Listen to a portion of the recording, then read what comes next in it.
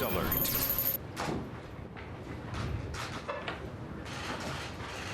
Well, thank you very much, everybody. I'll be leaving for Minnesota today. We have 2 stops, one a very big one, and it'll be a lot of fun. I know a lot of you are going with us, so that'll be interesting. We're meeting right now on immigration, and we are very strong at the border. We're very strong on security. We want security for our country. The Republicans want security and insist on security for our country, and we will have that. At the same time, we have compassion. We want to keep families together. It's very important. I'll be signing something in a little while that's going to do that, and the people in this room want to do that, and they're working on various pieces of legislation to get it done, but I'll be doing something that's somewhat preemptive, but ultimately will be matched by legislation, I'm sure.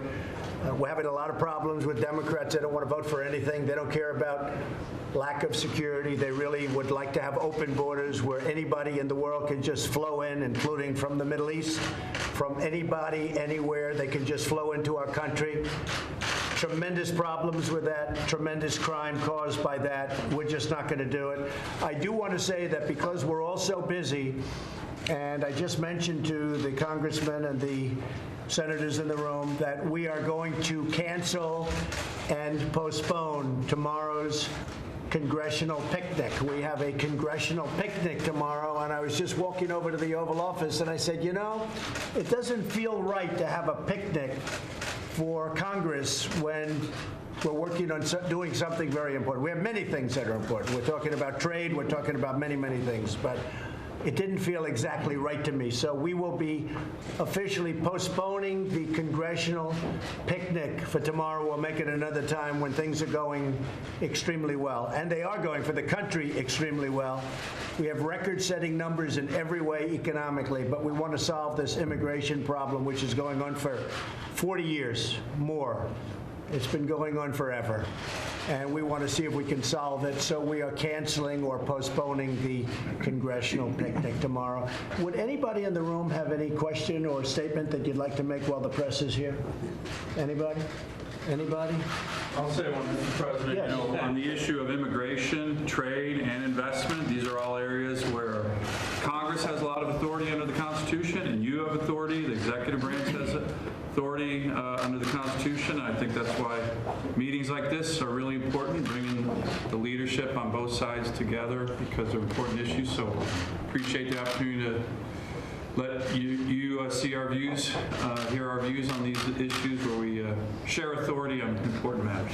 Thank you. And we all very much have the same views. We want to keep family together. At the same time, we have to be strong on the border. Otherwise, you'll have millions of people coming up, not thousands like we have now. You'll have millions of people flowing up and just overtaking the country. We're not letting that happen. So we have to be very strong on the border, but at the same time, we want to be very compassionate. Yes, Lamar? Mr. President, thanks for having us. I think what Dan said was good. We really have, on the issues on trade, on immigration, we have a partnership under the Constitution. We have some authority. The President has some authority. We need to work together.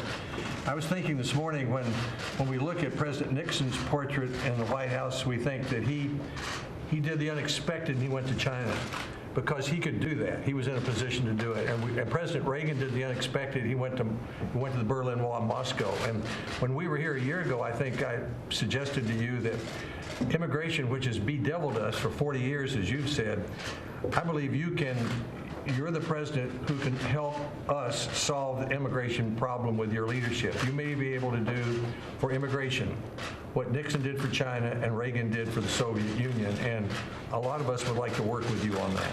Yeah, thank you, Lamar, very much. We need the Democrats' support because we need their votes. It's very simple. You know, people say we have a majority. Well, we have a one majority in the Senate. We need 60. Unfortunately, we don't go with the majority. We go with 60. Someday somebody will explain why, but that's the way it is. We need 60 votes. We have 51 votes at the most. So we need Democrat votes in order to do it. Otherwise, you can't do it. Tom, you were going to say something? Tom Well, I think it's very important that we protect our border. We cannot allow a child to be a get out of jail free card and a get into the U.S. free ticket. But at the same time, as you said, as we've all said, we'd like to keep families together, keep them together at the border for the orderly and timely processing of the adult's immigration claim. If it's a lawful, legitimate claim, we can admit the family into the country. If not, they'll have to go back to their home country. I'm glad you're looking for a solution for that. I know that we in Congress are working on legislation that will allow our hardworking Border Patrol agents to keep families together at the border while we process their claims in a timely fashion. You're right. And you bring up something that I have to say. Our Border Patrol agents and our ICE agents have done one great job. ICE is we're throwing by the thousands MS-13. They come into the country.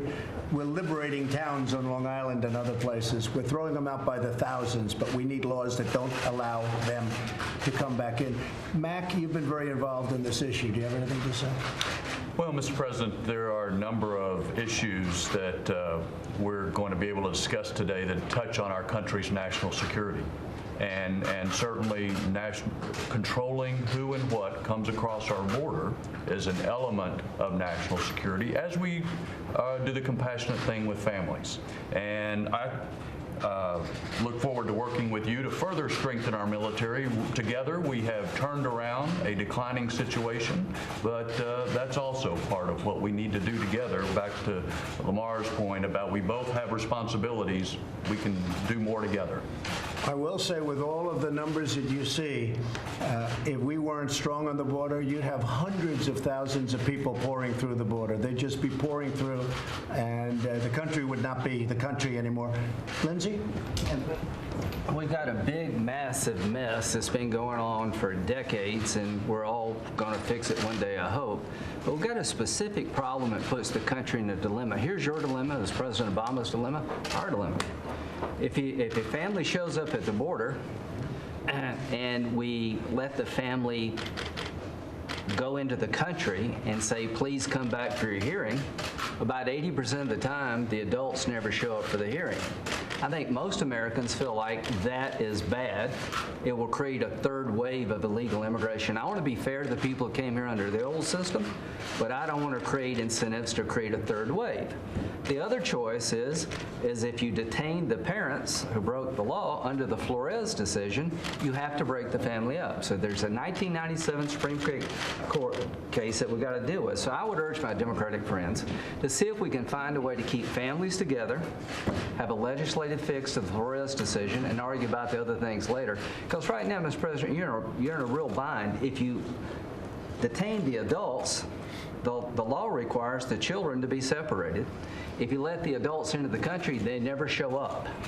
Seems to me that we want to keep the family together and have the parents show up for their day in court.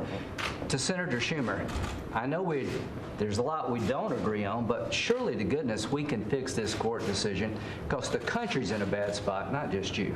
Mr. President, well, Lindsay, the dilemma is that if you're weak,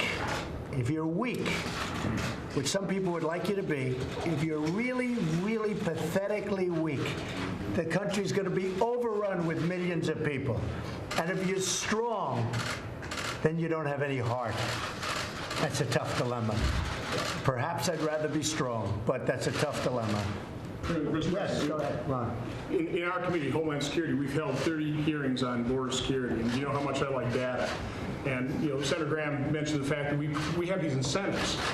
There's nothing compassionate, by the way, of enticing people to take a very dangerous journey on a train they call the Beast, or through the desert. We've seen pictures of dead, desiccated bodies in the desert. There's nothing compassionate about that. But here's what's happened since 2012, since DACA.